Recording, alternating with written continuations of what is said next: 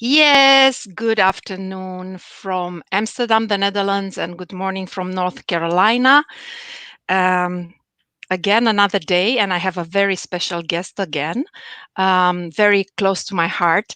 And welcome to the Rendezvous with Present Moment, which is my live stream where we connect with people all over the world, having the intention to inspire you and offer you ideas to thrive mentally, emotionally, physically, spiritually, and in your business. And today is about peace at home. I have joined, I have a Veenu Keller here, wonderful woman. She's called the Kids and Family Whisperer. And the idea is to offer you some perspectives that hopefully will help you advance in putting the pieces of your own puzzle together while experience joy on the way. And for almost 25 years, Veenu has worked with children, with teens and adults to inspire them to believe in themselves and know their own greatness. And she's a behavior specialist, psychologist, and life coach. And Veenu specializes in working with kids, teens, and adults to look at their behaviors to help see what's working and what's not. He'll help them see who they are, where they want to be, and close the gap. And drawing on her experience of many, many years, Veenu has created a 4-day program. It's very exciting. It's called In-Home Turnaround. So this program allows Veenu to move in with a family for 4 full days and help bring peace back to home and have the parents back in charge and create more passionate relationships between the parents and loving relationship with the children as well. And through the lessons that Veenu has received from her past, it has helped her to be a huge advocate to make our society bully-proof. So she wrote a book. She's a best-selling author, 2 books, Bully-Proof and Unleash the Hero Inside Your Kid, and the book Numb. So I'm very, very excited to have her here and talk about bringing peace um, back home. How do we do that? Welcome, Veenu. Thank you Thank for being you. here. Thank you, Catalina. This is amazing to be here and share this space with you. I adore you. I love your energy and I love what you're doing right now. Just, sharing your gift with the world right now and, helping bring other people. You've had amazing speakers that bring so much value to the world. So I'm excited that you invited me to be on your platform. Of Thank you. course, I couldn't miss you. So, families, you know. Let's start with your own family because you have 6 of them. And tell me a little bit about this. So, So it's interesting. So a little fun fact that's probably not any private anymore because I've been saying it on platforms is that I carry like every title of mom, right? So yeah. I've been a single mom, I've been a married mom, I've been a working mom, I've been a stay-home mom, I'm a mom of multiples, I'm a mom after 35, I have adult kids, I have young kids, I'm a grandma, I'm a stepmom. So like every avenue of that title of mom, I have walked through those shoes. And now I Yes. have my soulmate. I know what it's like to be single and then really, really working on yourself to bring that person that's your Yes. connector. And now I Yes. have the most beautiful husband, the beautiful soul. We're such a perfect team. You know me. I have a lot of high energy, and he's like the one that keeps me very calm and grounded, and he keeps me in my spiritual realm. And so it's just a beautiful match that the universe brought into my life. And we share twins together. We have a boy-girl twin, which was interesting because when we met, I had 2 boys and he had 2 girls. And so the universe wanted to complete us by giving him his first biological boy and my first biological girl. So Nice. together Beautiful. we are, the Keller clan, and we work really well together and support each other. We grow together. One of the And things you that complement each other, right? very much, very It's much. very important. And I think it's important to understand is that like, when you find that person or, maybe you've been with that person for 25 years, it's, somebody always said, how's married life? How's married life? We hear that a lot. And I say, you know what? We have our good days and we have our growing days. It's Yes. all about Oh, mindset. that's nice. If you say you have it's horrible, it's awful, that's the identity you're giving that situation. And that's what's going to, be created. So what, and Brian and I, sometimes we get into it, and because we have a lot of passion. I'm a fire person. We get a lot of Yes. passion. And so, we look at that. It's like, where can we grow from this? We're not afraid to step out and say, hey, we need some help. We need somebody to see it through different eyes, because, we're not seeing it. And that goes into parenting as well, right? Yes. So, I have my growing days with my kids, especially in this, the COVID-19 right now, what we're all embodying. And that's why it's so important for me to figure out what's working for me and how can I share that with parents, because my whole journey that I teach parents is not because I read a book, not because I learned this in my, when I got my degree in Which psychology. you did, by the way. You studied a lot as well, because you develop yourself. Absolutely. Like this, if somebody would have told me 13 years ago, Veenu, you're going to be a life coach, a speaker, and you're going to create your own program and you're going to move in with people, I would have been like, no. I had a 9-to-5 job. I was a director of a mental health facility where I live. I was in mental health for so many years, and I thought that was life.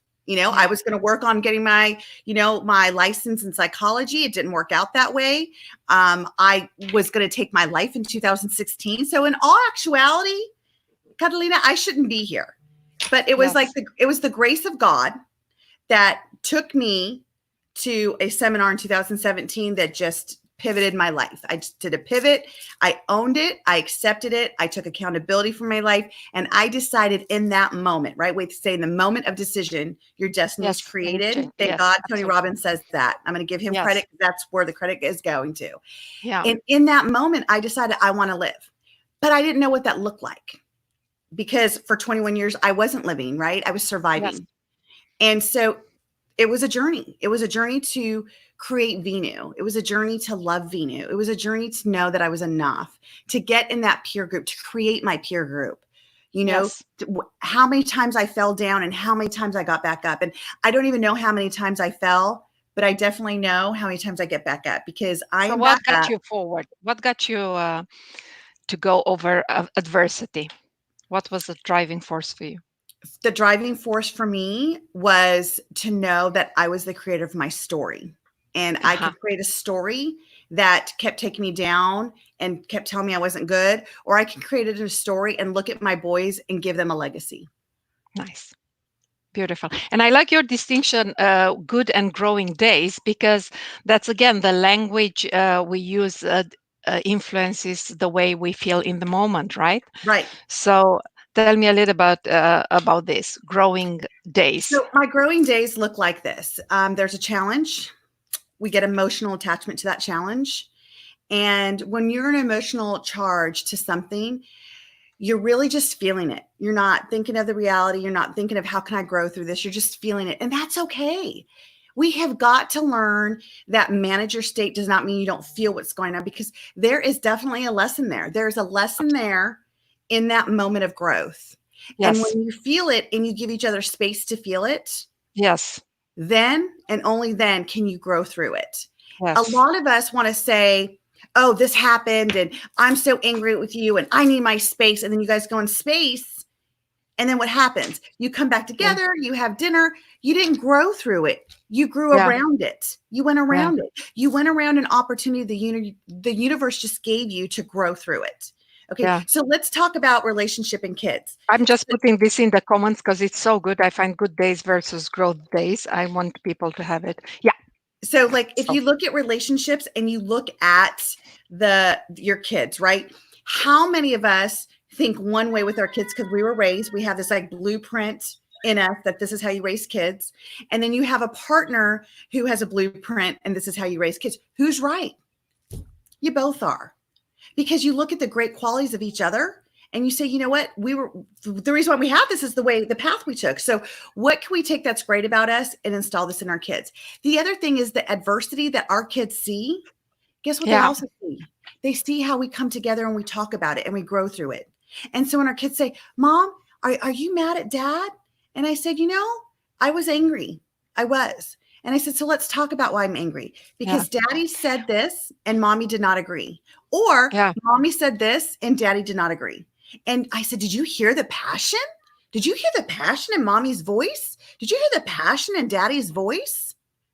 I said, that's passion. You know why? Because we love each other so much and we Yeah. just want to figure out like what's best.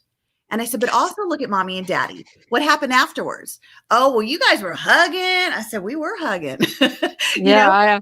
I want them to see that passion is not just love and kissing. Passion shows up in different ways. Yeah, and it's not only showing passion, but you teach your children indirectly showing emotion is okay, and also solving problems. Right. Right. They learn in action, right? Because they copy us. I call them That's how it teachable goes. moments. You know, we Yeah. have to take these teachable moments. So, you know, like this will shift us like right into like what is happening now, right? Mm-hmm. We can look at this as like, oh my God, I'm stuck with my kids. I'm so frustrated. How am I going to work? How am I going to teach? Look, we're not homeschool teachers. I think I hear that from my husband every single day after his frustration. And I hear a sign. I'm like, what is going on? He's like, I'm not, you know, I'm a flippin' homeschool teacher. I said, honey, you're not. And I said, but you know what? You are doing a good job. You know, the Yes. needs of the kids are being met. You're Yes. doing the best that you can. And if they get it wrong, guess what? They're going to learn. They're learning Yeah. something from this. So give yourself grace. Yeah. That is the most important thing that I've learned. And you know, I'm not keeping track of how long I've been in the house. What I'm keeping track of is every day is a new day. And what do I Mm-hmm. want to create? Ask yourself a better question. You're going to get a better answer. And, Right. you know, when people say, well, how do you do this? How do you do this? How do you stay positive every day? I fill my mind right now in these moments with positive things. I'm learning, I'm growing. Do you know how much free content is out there right now? It's mind blowing. And when I say I'm more busy now, it's because I am filling my mind with amazing things and I'm teaching it and I'm learning and I'm teaching and learning. I'm like one of our mentors, Tony Robbins, says, if you want to learn something and create a Teach change, it. learn to teach it Teach it. and Mm-hmm. teach it right away. Don't let it just sit there. Find somebody who you can just, you know, have a chat Yeah. with. Yeah. And So that's what you I'm doing. entered in a family. I'm curious. You go into a family. So how do you start? How do you help these people? So there's my method is it's a 3-step process. So the first process is my framework looks like this. I investigate. So I do investigation, I do an intervention, and then I do an integration, right? So the investigation part is all about understanding their model of the world. What is Mm-hmm. happening through their eyes? Because if I came in there with filters, they would feel judged. They would feel that they're not doing it right. They would not be open. And my whole thing is when I first go in, my intention is first I connect with my greater power because I feel like everything is just channeled through me. And that's why I'm like, I need to start recording this stuff because the most amazing things come out of my mouth when I'm in the moment. Of Nothing's course. planned. It's candid. I'm not one of those script writers. Like, you know, as a professional speaker, I don't keep a script. I go, I feel my audience and I just let it flow. And whatever needs to come out that day comes out. So Beautiful. the same thing when I go into family. And what I need to do is I need to connect. I need to connect with them and I need to come in with no filters. And the only filter I have in my heart is how can I help them feel safe? How can I Yes. help them feel safe and non-judged? You know, every family I have gone into, I have never said, oh, you're doing that wrong. Oh, you need to do better on that. What I say is like, that's amazing. And is that the outcome you wanted? And they'll say no. I say great, and I just take notes because Oh, if yeah. You if I go. if I just said, oh, that was bad, you know, what I do is when I see things and I see a behavior in a child, and then I see Ah, how the mom or the dad respond, or then I see how the kid responds, or I should say react at this point, right? Everybody's in reactive mode because they're emotionally attached to it. So yeah. they're not seeing what that means. I just take notes and then I go back with the parents or I go back with the child to get clarification. Tell me what you were trying to get here. Tell me what was happening. And then I take more notes so I can get it through theirs. And then what I do is Nice. before I go into day 2, I have to calibrate. Where are we at? Let me restate the problem. You know, so I evaluate, I calibrate, I restate it. And then now the next day I call it Venu's in charge. And in that moment, I take over. So if there's issues in the morning getting the child up, if the child doesn't eat breakfast right, if the child just lays there and throws a fit because they don't want their diaper changed or whatever it is, I'm in charge. So the parents get to actually see what it is like to receive the outcome you wanted because I wrote down their outcomes of what they wanted the way that I would do it. And it's like watching parents go, oh my gosh, like, Yeah. the last family I was at was actually with, teenagers. And the mom said, like, I cannot remember the last time we had a peaceful morning without my Yes. son, or, without there being, argument and power struggle. And you did this and you did that. It's taking the blame and shame and the guilt, you know, Yeah. and then on day 3, they're in charge because they got to get back into it. Right. And I just coach them. And then on day 4, they're kind of on their own again, just observing, because I want to make sure they really integrate it. Right. They really integrate this process. We make it automative so that they don't even think about it. Right. It's like a mastery. It's Yeah. intelligent mastery and then it's physical mastery. So Yes. on day 4, they're still in intelligent mastery. So we condition it and condition it and condition it. And then I coach them, right? I just put the 3 secrets to sustainable change is follow through, consistency, and accountability. Yeah. And one of the things is, I'm curious from the family you work with, how many parents sit down and then talk about, oh, what outcomes do we have for our family and for our kids, and how do we want to get there? And except they have probably very long, to-do lists and going on automatic pilot, right? How is it instead of starting to think, okay, what's our outcome? What's your experience on this? So What it do you first see? starts with a conversation. Like most people call me, like, they've tried therapy, they've tried counseling, they've tried relationship therapy, they've tried medication, that now they're like looking at boarding schools for their kids, or like, hiring, like they don't know what to do anymore. Right. So that's the call. That's where I started. Like I start with Mhm. what's the pain here. And then again, as I investigate, and I do it on the call because I want day 1 when I get there, because I've been to Australia, I've been to Mexico, I've been all over the country, all over the world doing this. So when I get there, I'm not wasting time. I got 4 days, so I do everything on call and I just investigate. And I'm like, what would you want? What would it look like? What do you need? What's preventing you from getting that? And it's interesting because if I talk to the mom or I talk to the dad, It's different. it's 2 different things. But what's Uh, great is I teach them the skill of communication. What is their formula? People think, oh, I know what their needs are. I know what their wants are. No, you don't. You know it at intellectual level, but you're giving them that need through your filters, not by what they need. Yes. So it's so important that relationships are like, what do you need? And what does that look like to you? How would you receive that? Yes. Because for 20 years, I've been doing it this way. And you're wondering why your marriage is like, eh. Why is there no Yeah. growth? Because we all change. We all evolve. What I needed from Yeah. my husband 10 years ago, 9 years It's ago, different. Hmm. it's different today. I'm Yeah. different. He's different. Our kids are different. I have we have a grandchild now. That changes life. Yes. And I'm curious now. It's during the COVID times, families are together at home. Some people work less, some people work more. And let's say for those that work more and have children that are homeschooled and they are teenagers and busy, and there is a lot of anxiety around it. Is he doing well or she doing well? How would you approach this?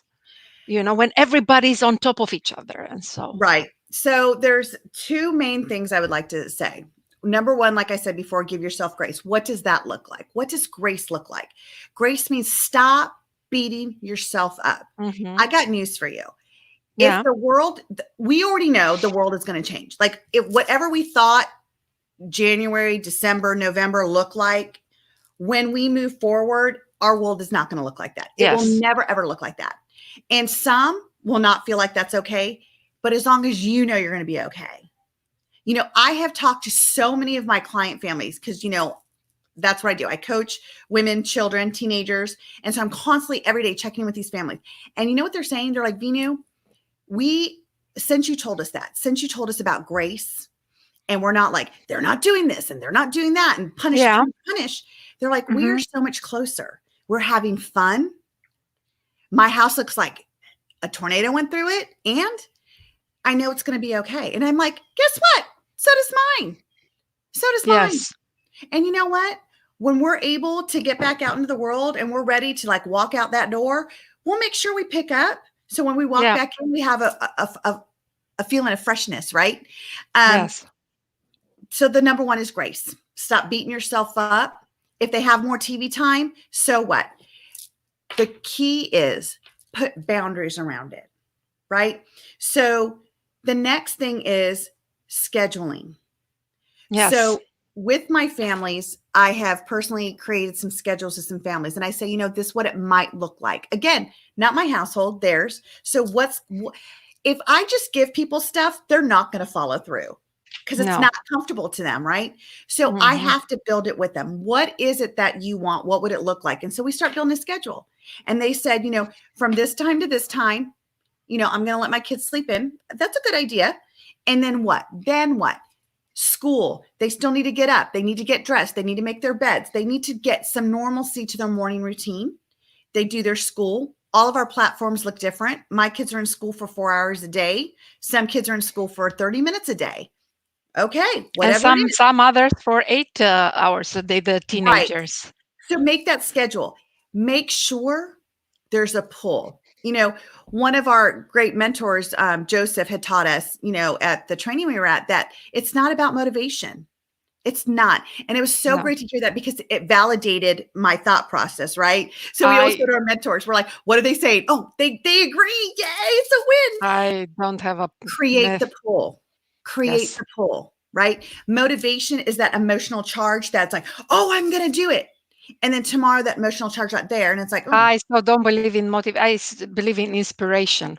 Get inspiration. connected with that.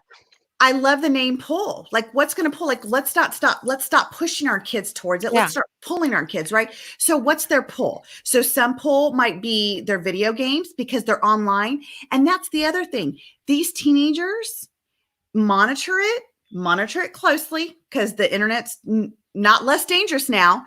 Yeah. And give them that. That's how they have their social communication with other Yes. kids. Yes. They're Yes. talking. Guess what they're also doing? They're looking at strategic planning.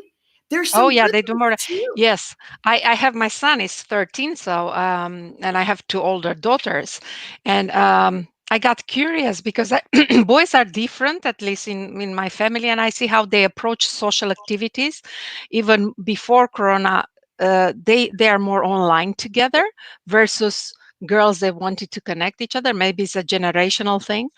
Um, it's just we need to make sure that this there is a balance also with physical activities, and I notice, and I talk to various clients and friends as well, teenagers have more difficulties while they put themselves into social media or into internet to remove themselves and go out. Right. What would be your advice on this? How to inspire, how to pull teenagers, boys or girls, I don't want Right. to. So I always call it controlled control, right? Okay, so kids want control from the time they're like 1.5 and they realize like, hey, I can walk now. Oh, I can pick that up now. I don't have to ask. I can reach it. Like we start milestones of independence going forward, right? Hmm.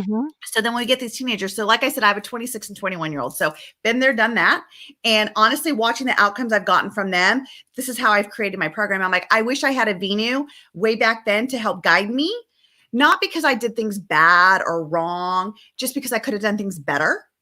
Yeah. And so now I'm going to say boundaries are the biggest thing. So you need to put boundaries. You can't give that kid control. You can say, look, we have schoolwork. I want you to do at least one chore in the house. I want you to have your social time, and we need to go outside and do something. We need movement. We Hmm. can garden. We can go and like do Zumba, like whatever it is, get creative. Go to Pinterest, go to Google, find out what people are doing out. There's ring toss. There's like, horseshoes, like there's things you can do outside. But if those are the 4 things or 5 and eat. So those are the 5 things we want to do. Let's sit down. Tell me what you want the schedule to be. Let them decide, okay, mom, I need to be on my video games because my friends are in Australia and I'm in America. So we already know their nighttime. I mean, their daytime is our nighttime. So I have to be on at 9 o'clock and I want to stay on till midnight. Okay. I get that. And I want to support that. So let's talk about what your day is going to look like then. If that's the time you want, I'm okay with that. But I need to know you're getting sleep. You have to have at least, and look up what's their sleep pattern. What's the right sleep for them? And if it's 8 hours, fine. But then you must get your 8 hours of sleep. I must know you're having 3 meals. Let's plan our meals. Because right now that's the other thing. We're just eating. My kids aren't eating me out of house and home. I have boundaries. I have Yes. boundaries. And Yes. I also have grace. So my kid's like, Mom, I'm going to have oatmeal tonight for dinner. Well, guess what? I was on a huge training last night. Baby, have oatmeal. Yes. Have oatmeal. Go make it. Go make your oatmeal, Yes. honey. Yes. I would normally not do oatmeal for dinner. And he ate. I was able to do my beautiful state training. Everybody was happy. You know, that's grace. That's an example of grace. Yes. So boundaries and negotiations, because they love to, they discover themselves that they want to be a little bit in control, huh? Yeah, but That's it's very very important. important you give them that, right? You already say, you say like if it's 5 hours on the video game, it's 4 hours. You don't say, okay, just tell me when you want. Well, I want to be all day. Oh, no. So put parameters around that, right? Tell me how many hours you need, because I'm going to say the most important thing. So going back a little bit, I was developmental specialist. I was certified as an infant toddler family specialist in North Carolina for, I think, like 10, 12, 13, 14 years. I don't even know. Anyway, I was specially trained to look at milestones of infant and toddler. So when the brain is growing the most between birth to 5. Okay. Yes. So that was my specialty. I'm going to tell you, out of all the milestones, the most important one that we do not pay enough attention to is the social emotional development of a child. Okay. So stop calling this social distancing. Start already saying it's physical distancing. Because I'm going to tell you, I'm a heck of a lot more. I'm more social now than I've ever been in my life. Absolutely. Just not physically. Absolutely. How do we get that with our so kids? It's again the language that we use to describe our experience. Yes. Right. Wonderful. How do we get this with our kids? How do we allow our kids to have that social connection still through video games, through Zoom? A friend of mine said that, her daughter's in 2nd grade, and it's, they have Messenger now on Facebook. And when you have Messenger on Facebook, it goes through the parents. So you see everything the child is connecting to. You see every friend request. You can check on that friend request. You see what they're doing because it goes through your Facebook. So the kids are putting it on their tablet, and you could see that they're still like talking to their friends, like you can set up, like my daughter-in-law, she'll get on a chat like with her friend, and they'll talk, and they have kids running around. That's what kids do. Like if you're in the living room, your kids aren't in front of you. You guys are talking and the kids are running around, Yes. I mean, there's a way to create that social environment still because of the technology we have today. Not when you and I were growing up, Catalina. We didn't have this. No, we didn't. So let's because there are many families that will be very much influenced by you, and you cannot afford to go to everybody, right? So what is important right now? What are the top 3 priorities for families to focus on? So definitely kids need structure. Okay. When we talk about, I never gave myself the kid whisperer or family whisperer. Like that's come from my clients because of the gift. Like we all have a gift. So the first thing is recognize your gift, especially now. This is like Tony says, this is your winter, and be a gladiator to it, because that means like what happens in winter dies, right? But you don't have to. While everybody else is thinking that we're dying and what's happening, go out there, find your gift. This is the time to create it, to make your gift grow. So my gift is being able to communicate with families and get to the why, get to the behavior, help them understand it. Because if they have understanding, they can move forward with it, right? So the first thing is I have to create that safety, that space for them, right? So I always, with kids, make a safe boundary. That's their certainty. If you want your kids to communicate and they're not, where do they not feel safe? Do they feel you're going to judge them? Do they feel like it's automatic no? Don't use the word why with your kids. Why did you do that? Why did that? Think about if somebody asked you, Veenu, why did you do that? You feel a bit cornered. Yes. I get defensive. I'm like, I don't know. Why did I do that? Oh gosh. You know what? Honestly, that's how lies start. When we keep asking our kids why, because they're like, oh God, I'm going to be in trouble. What can I say? So what is the one that you use instead of I always say, tell me about it. Tell me about what happened. Mom, I want to do that. Instead of just saying no, tell me about it. Tell me why. Because guess what? 9 times out of 10, I don't get that. Why, Mom? Why? Because I've already explained it through conversation. And I ask them, I'm like, Tell me what that is. What is it that you really, really want to do? And what, what are you going to, especially if I'm already think it's a no, right? Yes, I'm creating the dialogue that will stay with yes. my children for the rest of their lives, that at least I can go to my mom and she'll have a conversation with me. It's not just a no. I'm developing that trust. I'm developing that safety bubble with my kids. Trust, very important. Hi, Susie, another one, mom of I love six. you. You guys say Hi, yes. Susie. So, and this issue of trust is not only parent-child, but is also between the parents, It because that's is. important, right? The second one, probably it's you're gonna look at the relationship between mom and dad. You have to. And here's the thing. Um, when people work, you find your outlets. If the relationship does not work well, you find outlets with friends or whatever. You're traveling a lot. You make everything you do everything to spend less time with the loved ones. Right. Now, if you are in the same physical space, there are different ways, because when people don't want to be together, they find their own ways. But how do you deal with this? How do you deal with people let's say, get them closer, get them to feel the trust, and maybe work on their things and elevate their relationship? That's a great question because I work with a lot of entrepreneurs, right? Most of my clientele are entrepreneurs. And so right now that is, I mean, one of the biggest things about entrepreneurs, we're shaker and movers, right? We're all moving and moving parts. And so now the moving parts have like kind of settled. And Yes, it's not even about being with our partner. I think it's deeper. I think it's that we feel we're stagnant now because we're not moving. And then we get emotionally attached to that. I mean, I'm constantly traveling and now I'm home. And so number one, what's the gift? What's the gift that you can work on with that? So find the gift in that. The gift of being home with your partner. You chose them for a reason. Maybe start to figure out, like you and I said in the beginning of our conversation, is like who I was when we met is not who I am today. So maybe it's time absolutely. to, reevaluate your values and define your values. Don't just say, well, love is my value. Well, what does that mean? What has to happen for you to feel that love if love is your top value? What are the rules around it? Exactly. Exactly. And so this is your opportunity. The other thing that I'm telling my entrepreneurs is like, you know, you each still have to find your space.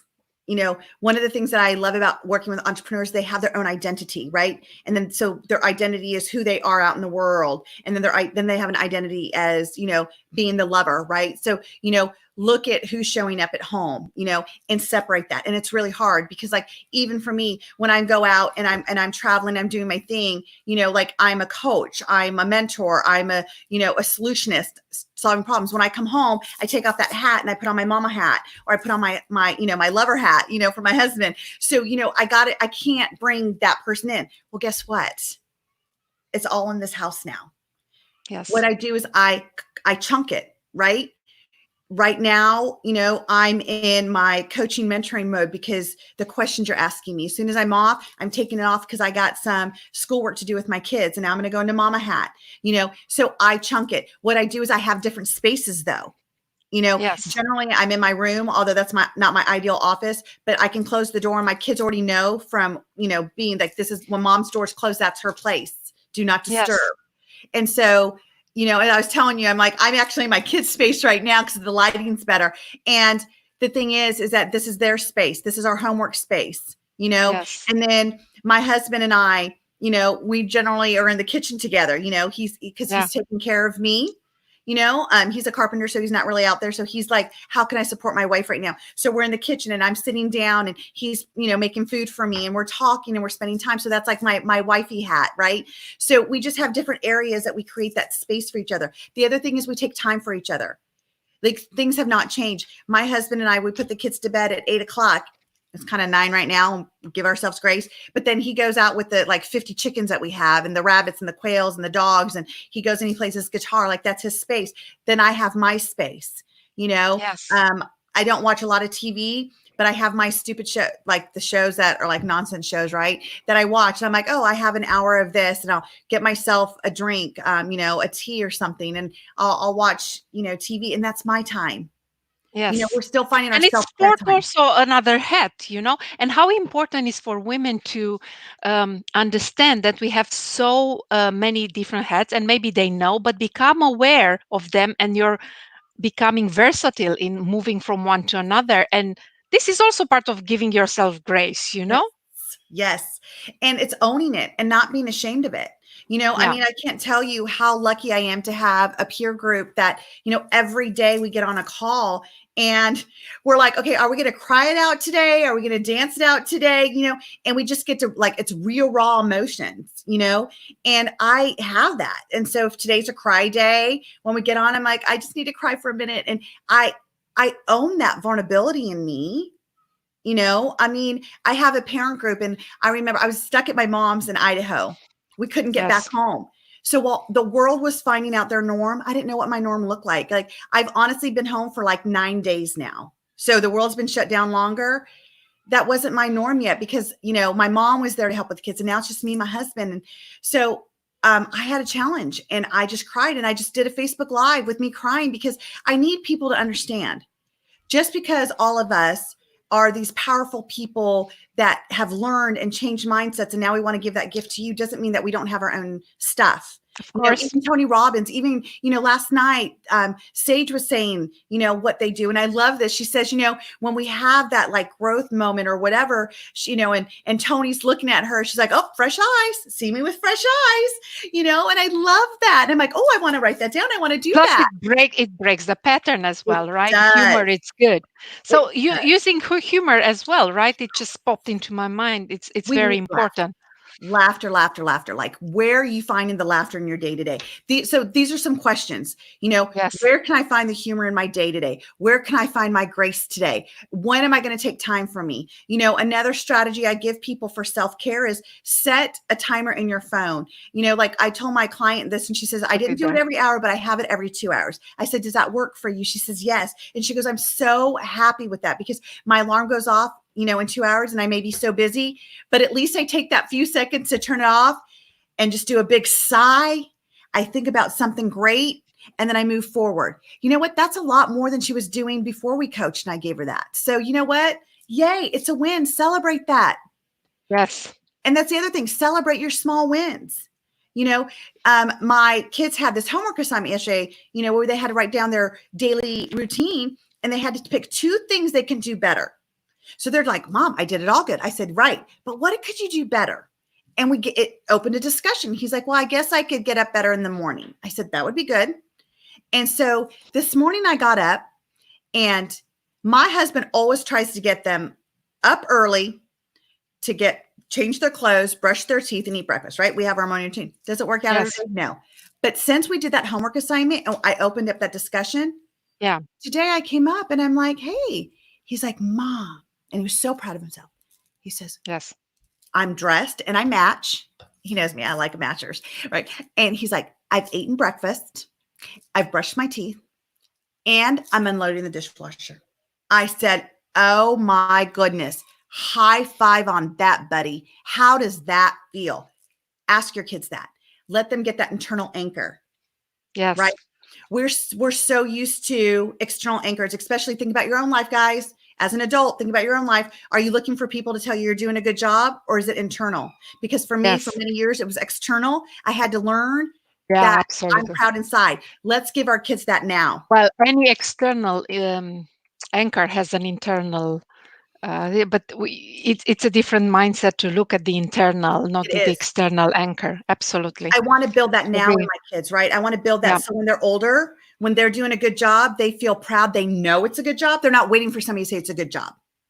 Yes. So wrap it up with 3. So the 3 priorities. Let's leave Okay, the great. people with So them. we're going to do, you find your grace, find Find grace, your grace, keep boundaries keep boundaries. and be aware of how you're showing up right now for your kids, because how you show up is how they'll show up. And this is our crisis. Your children throughout their life will have another one. And you're already setting the foundation of what that looks like when it And you're happens. a role model. Right. Kids don't just hear us, they see us. So if Yes. you see something in your kid, ask yourself, where does that show up in my own life right now? Yes. And the kids do what they see, not what we tell them to do, right? Yep. Yep. Yes. So It was so useful. Thank you so much. And so I so enjoy connecting with you. And you are so wise and knowledgeable about families' relationships with yourself, with your partner, and with the kids. Thanks a lot. So let's, because it's a lot about connection. We end up, with we connect with our breath, and let's take 3 deep breaths, and then 3 times we're going to have the mantra on the out breath. I am connecting, because you spoke a lot about connection today as well. Yes. So And can six I deep just tell your breaths. people like where they can, if they want more I to, will put it, yes, tell me where they can. I will put it anyway in the comment as okay. well. So if So anything resonated with anybody and they want to go deeper personally, everything is Veenu Inspires. It's my website. I'm on every social media platform. I also have a parent group on Facebook called Parents Uncensored, Real and Raw, to give people a space what's to the feel, name of it um, again? Parents Uncensored, Real and Raw.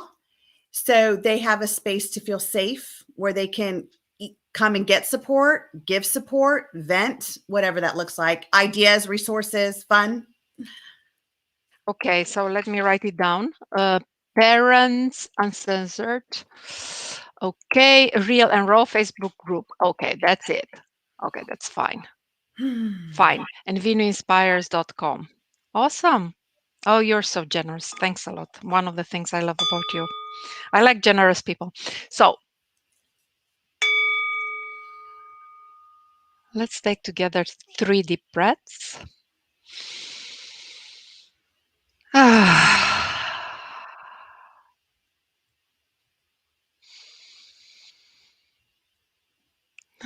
And let it go.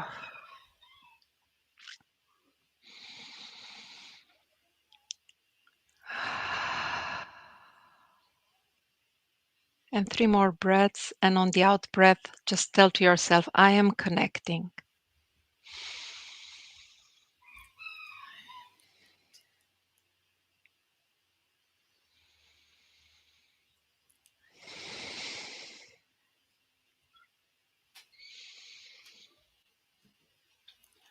I am connecting. Thank you so much, Vinu. Go Thank and you. make so much beautiful things, so many beautiful things in the world. Thank you for being with us here. Thank All the you. best. Thank you. See you next time. Huh? Yes. Bye. Bye, everybody.